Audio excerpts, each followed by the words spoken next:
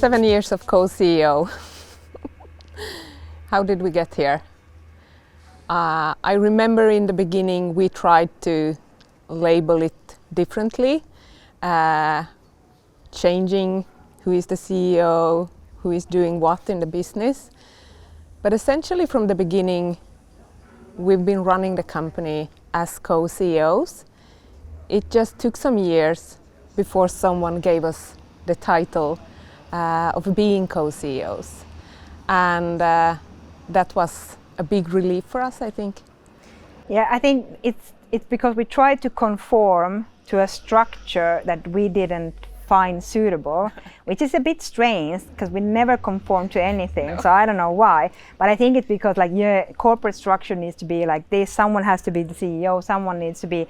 But it's been from day one like let's get things done and let's do it together. So then when finally, what was it in 2020 something, the name co-CEO actually became an option. It really made sense, and then officially. We've been that ever since, but we've been that from day one. Yeah, and people have asked us like, how can you make it work? And I don't think it's ever about making it work. Either it works or it won't. There is nothing that you can do differently. For us, it was from day one a little like we complement each other's strengths. When one is a little lower in energy, the other one is pulling more to the table, and yeah, I think it's always been the shared values and the ambition. I mean, like we both want to do big stuff. We want to change things for the better. So taking that why and building the company we never worked for. I think that's what really connected from the beginning, and then the rest is more execution. And there, as you said, it's really important that, you know, when one strength can become momentarily a weakness, the other one is there to pull you up and make it count. But I think in the end of the day also, you know, sharing concerns, it like minimizes the burden, but also sharing the wins. Yes. It's so much more fun to win together than win alone, and as such, of course, we both are people who are competitive by nature. What? But no, yeah, exactly.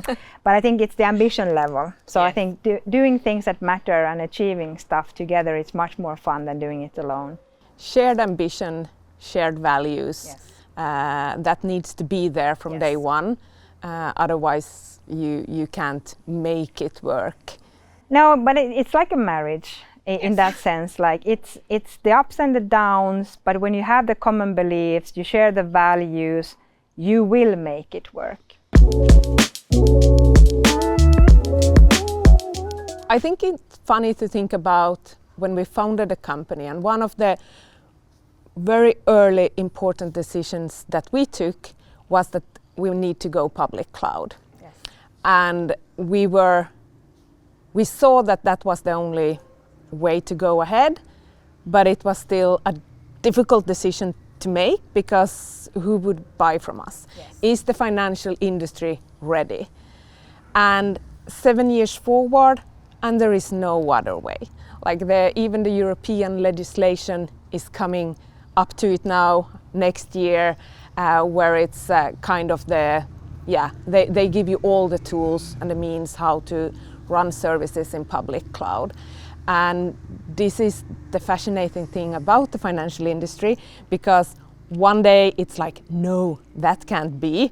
And fast forward quarters, years, and it's already legacy. Like you don't know how fast things will evolve, and we have no idea, even though we can see what PSD3, like they are giving us indications today of what that might become.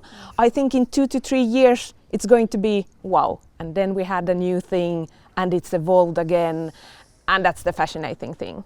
If it would be stagnate, like you would know from day to day how the business will look like, we wouldn't be here.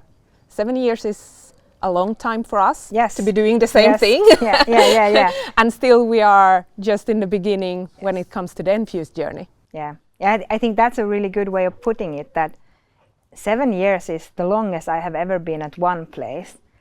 And yet this is only the beginning because of the rapid change. And as you said, that something that feels totally insane, like going public cloud in 2016, now is like the insanity lies in if you don't do it.